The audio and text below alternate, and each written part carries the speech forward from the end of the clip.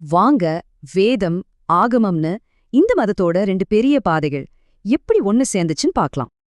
இந்து மத தத்துவத்தின் உச்சம் என்னன்னா, கடவுளுக்கு உருவமே இல்ல, அவரை முழுசா புரிஞ்சுக்கவே முடியாது.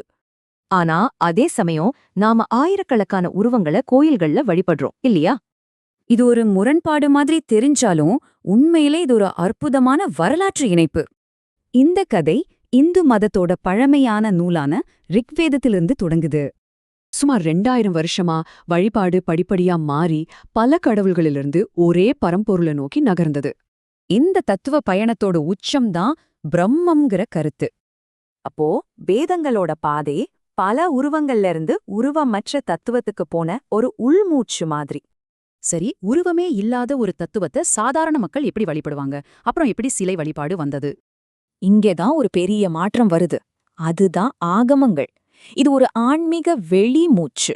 உருவமற்ற அந்த சக்திய கோயில் சடங்குகள் வழியா எப்படி வழிபடுறதுன்னு ஆகமங்கள் சொல்லுச்சு.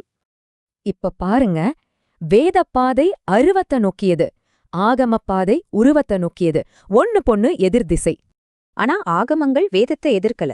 அது ரெண்டு பழமையான நீரோடைகள் ஒன்னு சேர்ற மாதிரி.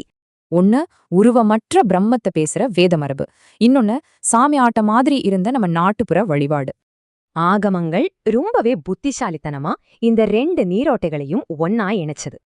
இப்ப பூசாரி அந்த அருவமான சக்திய மனுஷனுக்குள்ள இறக்காம ஒரு கல்லுல நிரந்தரமா நிலைநிறுத்தினார். இதனாலதான் இன்னைக்கு நாம பாக்குற இந்து மதத்தோட பல அடுக்குகள் கொண்ட வழிபாட்டு முறை உருவாகிச்சு. அதாவது ஒருத்தர் ஒரே நேரத்துல பரம்பொருளையும் சிவன் விஷ்ணுவையும் விநாயகர் மாதிரியான கடவுளையும் வழிபடலாம். இதுதான் அருவுருவம்னு சொல்றது. அதாவது உருவமற்றதின் உருவம். உதாரணத்துக்கு சிவலிங்கம். இந்த கதை என்ன சொல்லுதுன்னா, பரம்பொருள் ஒரு முடிவில்லாத ஒளித்தூண். அது முழுசா யாராலையும் அளக்க முடியாது. அப்போ உருவமோ அருவமோ எதிரிகள் இல்ல, அது ஒரு சுவாசத்தோட உள்மூச்சு வெளிமூச்சு மாதிரி.